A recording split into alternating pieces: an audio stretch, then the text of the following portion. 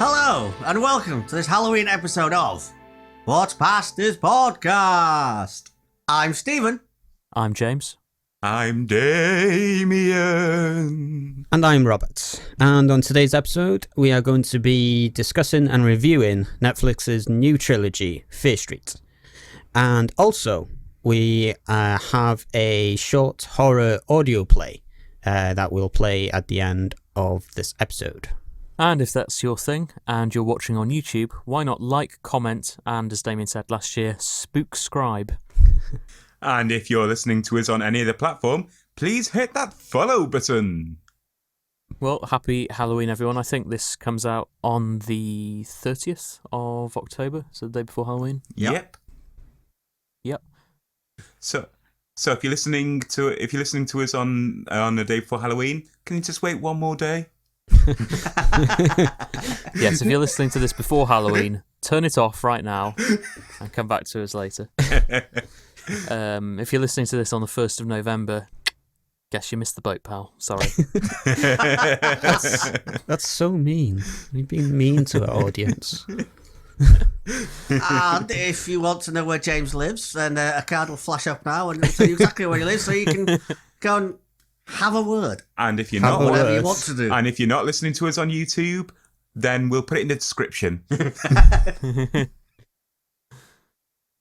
Oh dear. Well, we're having a slightly busy Halloween this year. We've got this, obviously. We've got a selection of short stories that are coming out on, I believe, the 29th. And also we've got our monthly short story video, which will be Halloween themed, coming out on the 31st. So a 3-day in a row release schedule for this month. Isn't that exciting?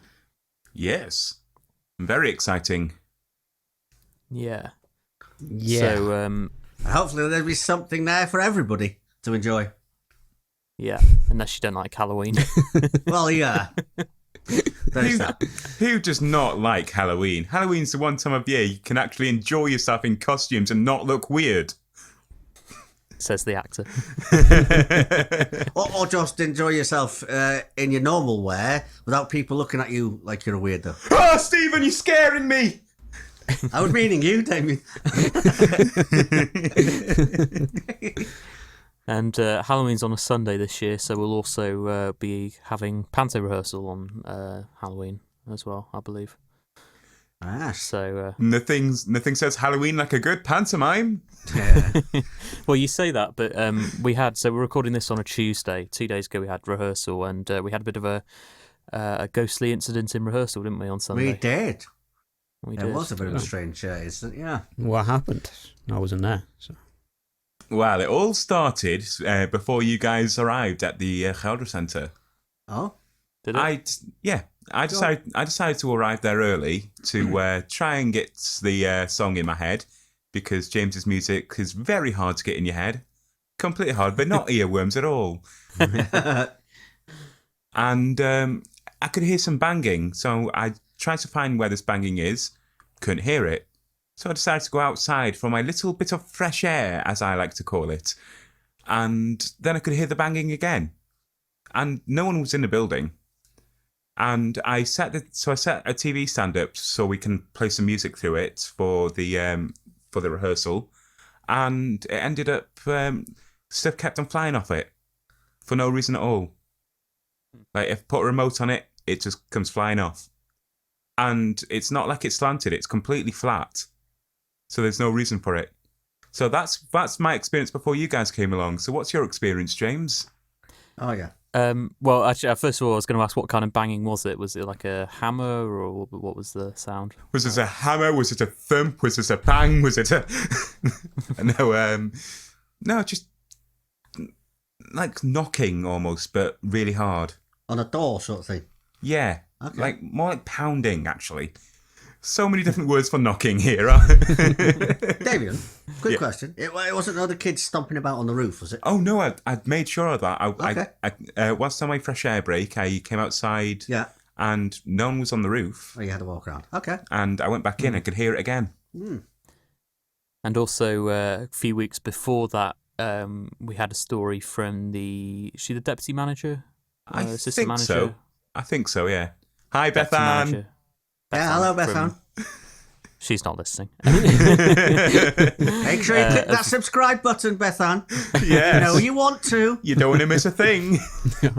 The theatre's deputy manager, who was locking up after the rehearsal for us, and she was telling a story about how, I guess it was last year when the theatre was closed. Yeah, I think so. There were some ghostly goings on that happened to individually her and Ian, the technician, on different days, completely independently of each other, and they both discussed experiencing the same thing, which was that they heard this kind of disembodied singing coming from outside and also inside when they were in there on their own, and they couldn't find the source of it at all.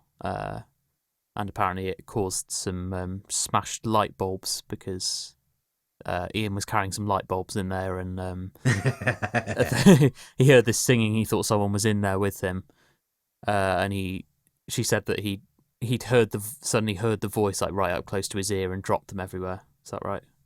I think it went something like that, yes. Yeah. Apparently, it all started when they moved the sort of shelving thing in the reception area out a bit so they could just clean behind it and sort it out. But once they'd pushed it back in again, a few days later, or whatever it was, it just completely stopped, and there was nothing since then.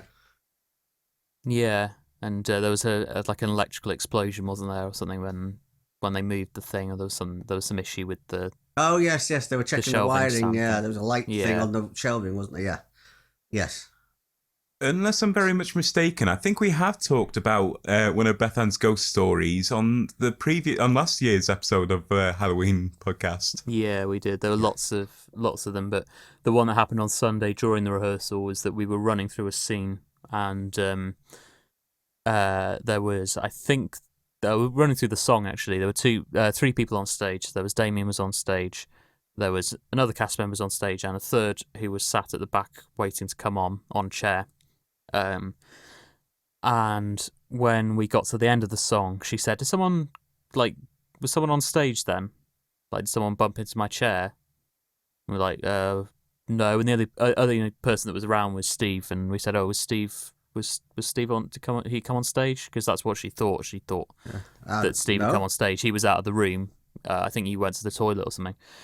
No, I went to go and put my can in the bin, my empty can, actually. Oh yeah. Well, anyway, you were out of the room, and she went, oh well, if it wasn't Steve, then because someone pushed my chair, and well, there was no one around.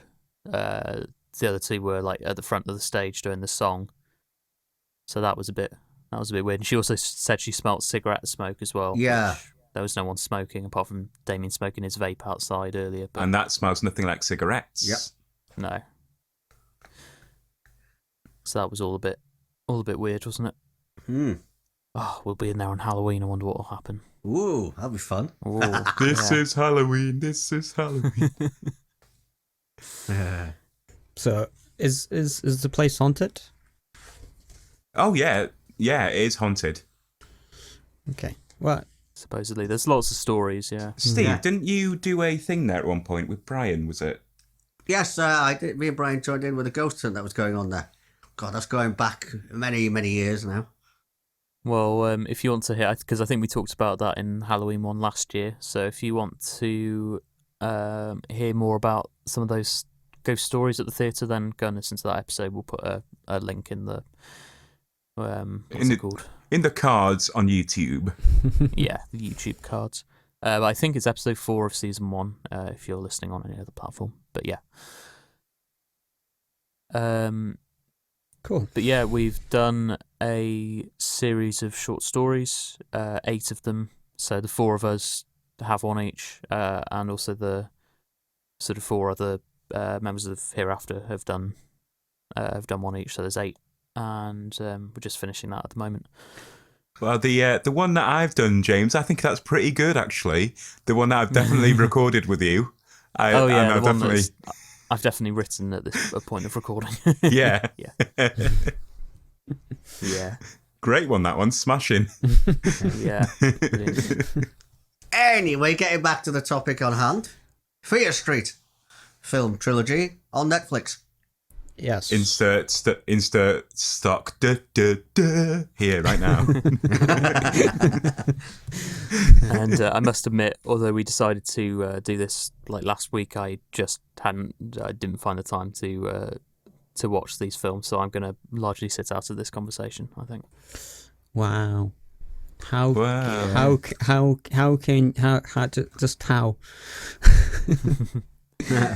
I think he was just lazy. Yeah. Yeah, in my defence, I have contributed a script for this. No. There's no excuse, James. There's no excuse. They are pretty good. Yeah, they are. Well, you spoke then, Steve, so what do you think of them? Well, I was going to say, Rob, it was a suggestion that you made Yes. for us to do, and I must say it was a good suggestion because I enjoyed the films. They were good. Oh, good. I'm glad that you enjoyed them. I did. So, as someone who hasn't seen the films, what's the sort of premise of them? Can you summarise? Well, I'm just going to read a thing. Cause, I think you're best for saying this, Rob. Yeah. Well, I'm just going to read a thing because reading a thing. You go ahead and read your. You go ahead and read your thing. Yes. Julie, read the thing. So, basically, it's a nasty, effective slasher about a group of teenagers who come into contact with a curse that's been plaguing the town of Shadyside for 3 centuries. One that has something to do with an accused witch who was hanged in the settlement in the area back in 1666. So, witchy spookiness. Is it set in the UK or in the US? US. If you want to know, it says Ohio here, so I'm guessing there. Yeah, I think it's Ohio. Yeah. Okay. Because the YouTube videos I watched, I've explained on the last episode, Dead Meat. He explains all the all the information behind scenes. Okay. He explains all about it in his videos. Mm-hmm. Very interesting if you need to figure out why something's happening on Fear Street, for example. Yeah. Gives you a better understanding. So yeah, with these films, there's 3 of them in total. Obviously, we said a trilogy, so it's, that comes in 3s. It starts off 1994, which is the first film. Then it goes to 1978, 79. Ah, I forgot. I forgot. I was just watching a recap of it this morning to try and remind myself. Fear Street, 1978. And then the third one, 1666. So it's sort of telling the story backwards. You get sort of like the origin of the story in the third film. I thought, like, just going by the years, I thought 1666 was first until I actually saw part 1 on 94. And I was like, oh, that's a good year. That's a good year to start. I was born then, so it's a very good year. So I was half listening to you then, so I thought you said you were born in 1666. No. I mean, Steve was born in 1666, but I wasn't. I was not. No, he was born earlier, I thought, but... And were the films designed as a trilogy? Were they created at the same time, or was it done like normal kind of thing, where they have sequels kind of thing? All 3 films were actually filmed back by back. Yeah. Back to back. Oh, right, okay. Yeah, they basically went from one to the other. Like, they used the same sets, but they just changed stuff around. They filmed like all 3 films at the same time. That was it's done that way because the producer actually asked for it to be filmed back to back. Yeah. Wasn't it? Which means it's got some of the same actors in it as well. Or it has. Oh, yeah. the same actors. Yeah. Oh, there's a bit of a reason why to that as well. Yes, there is. Yeah. There is. In the 1666 one, the same actors are in it, but they're playing like they're ancestors or Yeah. whatever. Yeah. I had a slight problem with 1666. Okay. And that's only one small slight problem. It's just that the accents kept slipping and that was a bit annoying. That was it. Other than that, it was pretty good. It sounded like some were trying to be English, some were trying to be South African, some trying to be Canadian. I was like, what's going on? One thing I've got to say at first, though, is the director, I think it's pronounced Lee Janiak. She's done a great job. I'd say she's done a really great job directing and being directing and being a screenwriter to it. I definitely say she's done a great job. But another point I want to make is that the composer there's a composer for all three movies, and for each movie he added a different composer. So each movie had a slight different feel to it in terms of music. And I thought that was a really good idea, a really interesting idea in terms of the music of the series. As a musician, what do you reckon to that idea they had, James? Yeah, I know you haven't heard the tracks, but yeah, I think it's something you should always be conscious of, is like how you keep something fresh and keep mixing things up as a composer, so you don't just do the same things all the time. And yeah, I think it can be tricky because sometimes you can sort of like fall into the same patterns without even really realizing it.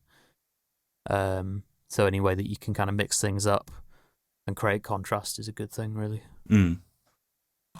So the films are based on a series of books. Yes, but I'd say they actually deviate from the books. They're just using the IP, the intellectual property. Yeah. And the basic idea behind it. Yeah, and it sounds like a fairly kind of standard horror movie kind of premise anyway. Like it's not... Yeah, it is a little cynical when, they'll produce a film that's loosely based on something that's kind of just because they want to use a pre-existing IP to generate more interest, kind of thing. Because they did that with Blair Witch, one of the Blair Witch sequels, didn't they? Because they had a film that was just a standalone film, and they decided they'd market it as they changed the name and market it as a Blair Witch Project sequel, even though it wasn't intended to be that. Ooh, just looking on Wikipedia now, potential future for the Fear Street franchise. In July 2021, the director has expressed interest in expanding the film series beyond the trilogy of movies. She has stated to be interested in adapting a slasher film that takes place during the 1950s and centres around Harry Rucker, the milkman. Cast members similarly expressed interest in returning. Yeah, and I mean the third film, spoilers warning, does sort of leave it open for a sequel.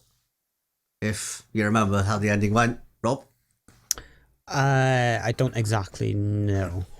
But, well, I've got to say that that's normally a trope of most horror series anyway. Yes. In fact, most series in general, in leaving it open for potential money. Yeah. Yeah. Money. Great Mr. Krabs impression there. Great. Mr. What? Well, I could tell what it was supposed to be. I couldn't. That sounds like Mr. Krabs taking too much Halloween juice. Oh. Or you just had too much Halloween juice. Yeah, probably.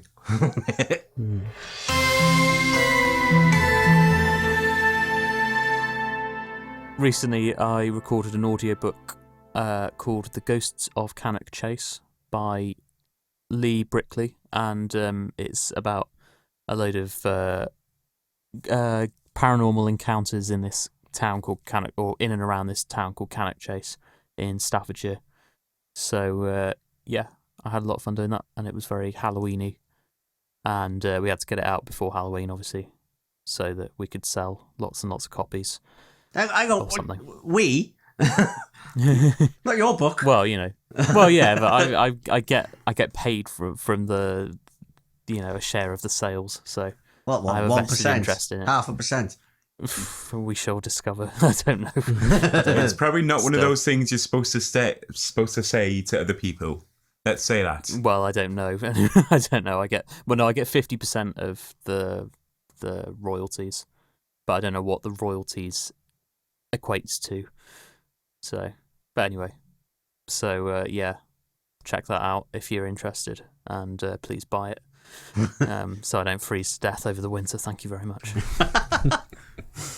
We'll add that into the description on YouTube, and maybe if we can, on description on Spotify and all other streaming platforms too.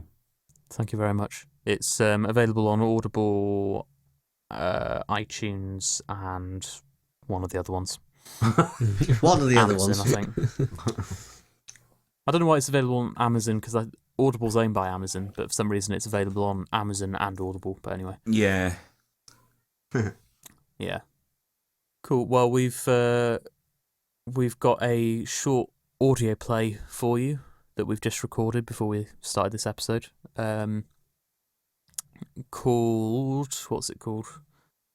You should know. Was it I should Innocence Must Fall or something like that? No, it's The Innocents of Moss Hill. Oh, that's it. Yeah. I was close. Coincidentally, Fear Streets, there's a lot of moss based around the movie. So, Yes. so Red yeah. moss or pink moss. But this is very relevant. Ah, spooky. Yeah, well, Moss Hill, I do. Just a random name I came up with for a town. Oh, random name. Mm-hmm. So, yeah, it stars Steve as a ghost, Yep. Damian as a grieving father, Rob as a paranormal investigator, and me as the cop for once. Yes. Just to mix it up. So, yeah, hope you enjoy. Okay, that was creepy. You sound like a gremlin.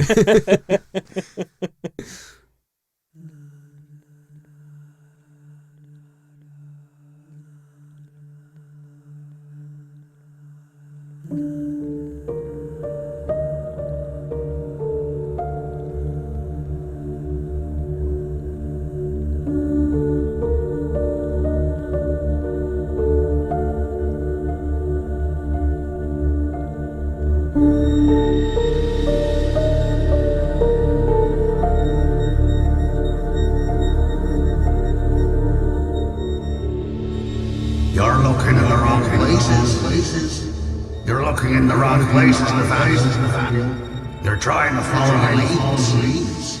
You're wrong. I know where the children are. Nathaniel. I know where the bodies are. I know where they are, because I killed them.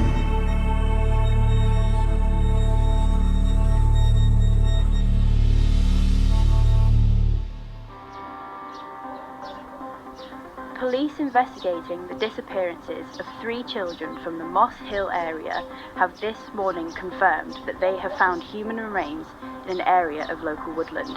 Authorities have cordoned off the vicinity and are asking members of the public to stay away. As yet, police have not confirmed whether there are any suspects.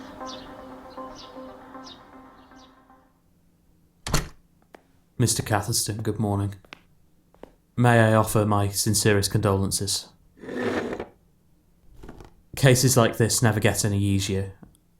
I can't even begin to imagine how you must be feeling right now. But rest assured, we will catch the person responsible for your daughter's death. Now, of course, we'll need your help in doing this, but you must take as long as you need. There's no pressure at all. We're here to support you in any way we can. How do you know where to find them? Well, Because when I phoned last night, they told me they still had no leads. What happened between then and 7:30 this morning? Mr. Catherston. Because it was you who found them, wasn't it? It was, yes. Can I see her? I don't think that would be wise just yet, Mr. Catherston. We'll notify you once the coroner's made their report. What are you not telling me? Mr. Catherston, you've had a major shock. Now, I appreciate you'll have a million questions, but now's not the time. Is there someone you can go and stay with for a while? Parents, siblings, friends? I'm going to stay with my sister for a while. Good. Now, obviously you have my number if you want to call at any time, and I'll be in touch as soon as I receive any new information. But I would suggest you rest up for a while and take some time to process this. If there's anything I can do... Please just tell me you know who might have done it. I'm afraid I can't at the present moment, but as I say, we will get to the bottom of this in time. But you must have something that led you to the cave. I may have had a tip-off, but I really can't say any more right now. From who? Who told you? Mr. Catherston... Do you know who killed my daughter? Good evening, Mr. Creeley. Thank you for agreeing to speak with me. Nathaniel, come in. Thank you. Thank you. Now, I kept it deliberately vague on the phone this morning because I didn't want to scare you off. I've been doing this for long enough now. I'm not easily scared, don't you worry. It's just that this isn't any normal paranormal case, if you see what I mean. None of them are normal. Not even to me. Look, this is rather difficult for me to talk about. No disrespect, but I'm not usually the kind of person to believe in spirits and the like. Most people who contact me say the exact same thing. It's perfectly normal to go through some form of existential crisis when you have a paranormal experience as a non-believer. But if it's any help, this session is strictly confidential. I'm afraid this is rather more complicated than that. I presume you've heard about the case of the 3 missing kids? Yes, of course. They found them up at Coombs Cave. Well, I tried to get up there this morning to offer my services, but the whole place is cordoned off. Yes, well, I'm the detective leading the investigation. I see. And you want me to see if I can make contact? No, not exactly. You see, and this is strictly off the record, you understand. I had a dream last night, and in this dream, I heard a voice. Did you know whose voice it was? Well, that's the thing. He never said, but I just knew. You know how sometimes you just know who someone is meant to be in a dream? Even if they don't say, you just know. Well, it was old Josiah Coombe. Yes, I know. Look, I know the stories, all right? I grew up here. I know how ridiculous this sounds. It's not. I've had several cases of people being visited by the spirit of Josiah Coombe in their sleep. What did he tell you? Oh, it seemed rather flippant to me. Too Scooby-Doo. If you'd seen the look on that poor man's face this afternoon. Of course. And I don't for a minute believe that the ghost of old man Coombe was responsible for the murders of those 3 children. But it seemed so real in the dream. I see. So Josiah told you in the dream that he'd killed the kids. Is that right? Yes, but look, I was wide awake. I thought about it for a bit. I calmed down. I told myself, no, it's just a silly dream, whatever. But I woke up this morning and it was my day off, and it was still nagging at me. What if the kids are up at the cave? So I went for a walk, off duty. Didn't tell anyone why. And then... did you find the hole in the fence? What hole? Well, I hadn't been there for years, and I didn't know the place was closed off, but I thought, sod it, I'm here now. There was no one around, so I jumped it. I wasn't aware there was an existing way through. You follow the fence round to the right of where the gate is. About 200 metres into the trees, there's a hole. I must admit, I've been up there on a number of occasions at night to do some investigations on my own. I know it's illegal, but, well... I see. So, when you got to the cave, was there anything, besides from the bodies, that might suggest how the killings happened? I'm afraid I can't tell you that. Of course. My apologies. What I would say is that I wouldn't necessarily rule out paranormal involvement in the murders. Obviously, you can't put a ghost on trial. But if Josiah Coombe is responsible for the killings, then the case will inevitably go cold sooner or later. But if we know the culprit, then, off the record, we may be able to prevent anything similar happening again. You never know, it may bring some strange sense of closure to the families to at least know who killed their children. Even if justice can't be done. Yes. I had to tell someone, you understand? I had to get it off my chest. If I told anyone at the station, I'd be taken off the case and put in therapy. No offence. I told them to stay away. I told them to stay away so they wouldn't stop tormenting me. You know the boy's innocent. He's only crying in me. This isn't going away. I'm not going away. You'd send an innocent boy to his fate. You're no better than me. You're no better than me. Leave me alone. You didn't kill those kids, you can't have done. You're a fool. You won't accept a confession from a killer. Prove it. Prove to me that I should believe you. The girl, Millie. She had a graze on her knees for 3 days before she died.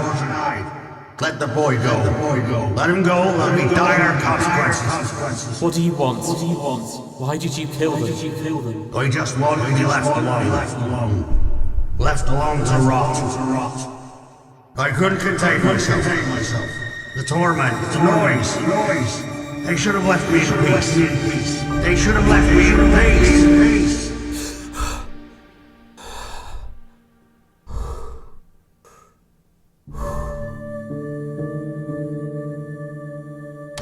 Good afternoon, Mr. Catherston.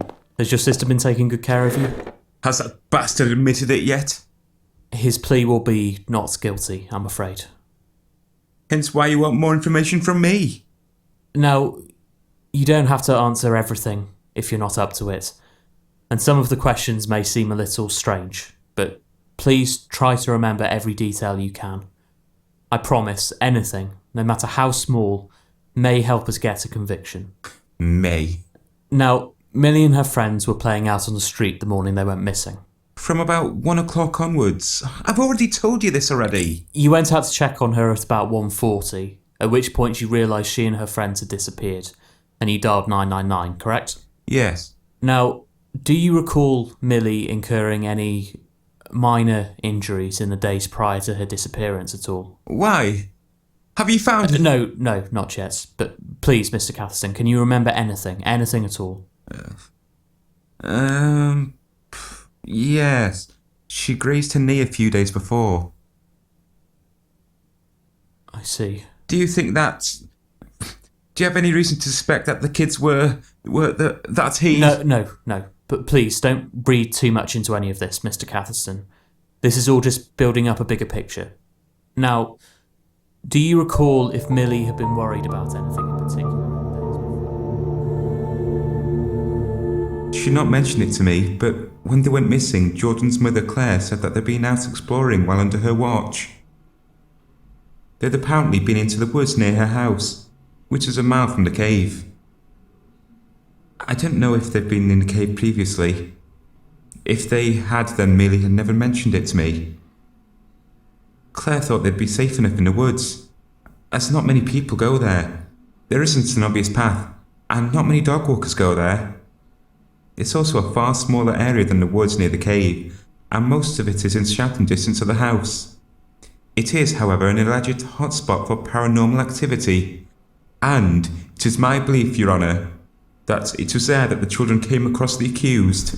It's not true. I never met those kids. I never saw them. I never did anything. I warned you, caution. Don't say I didn't. What was I supposed to do, eh?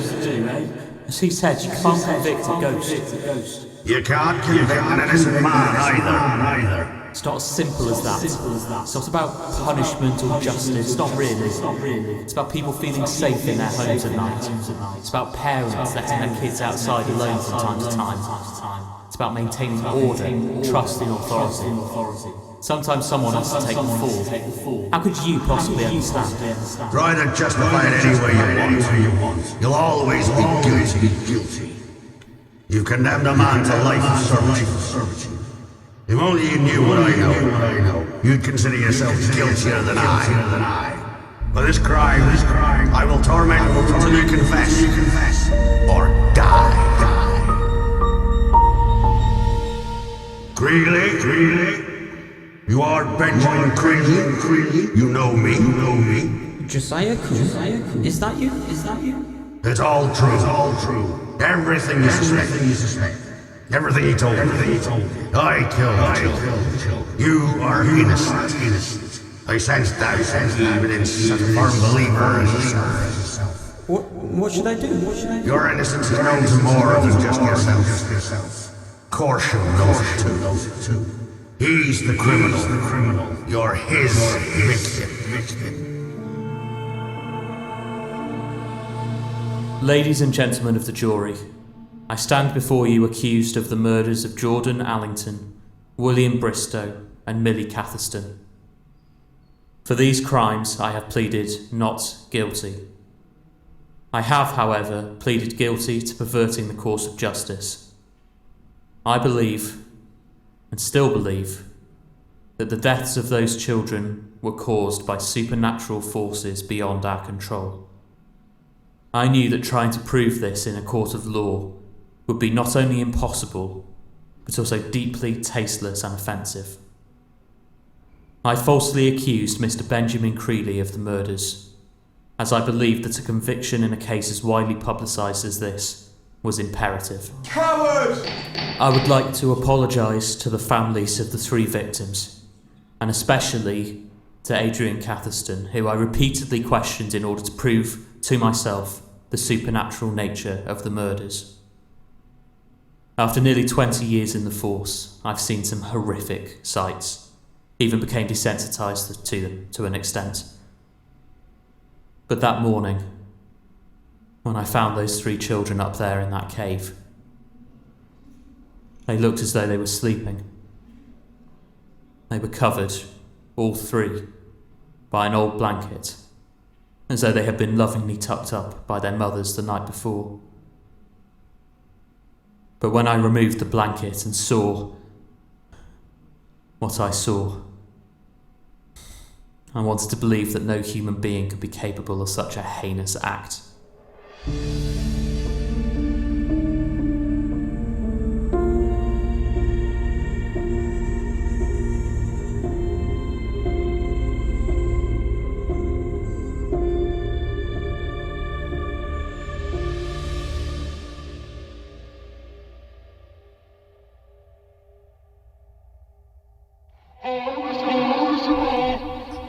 And that noise, everybody, sadly means we've gone to the end of another episode.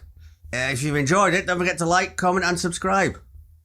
And remember, this podcast is also available on a number of other streaming platforms. Why not check us out on iTunes? And don't forget to check out the links in our description for the channels and websites. And that note, it's a zoinks! Bye from me! Oh my god. And it's a see you later, they're hunting me down from me. And it's a goodbye from me too. Happy Halloween!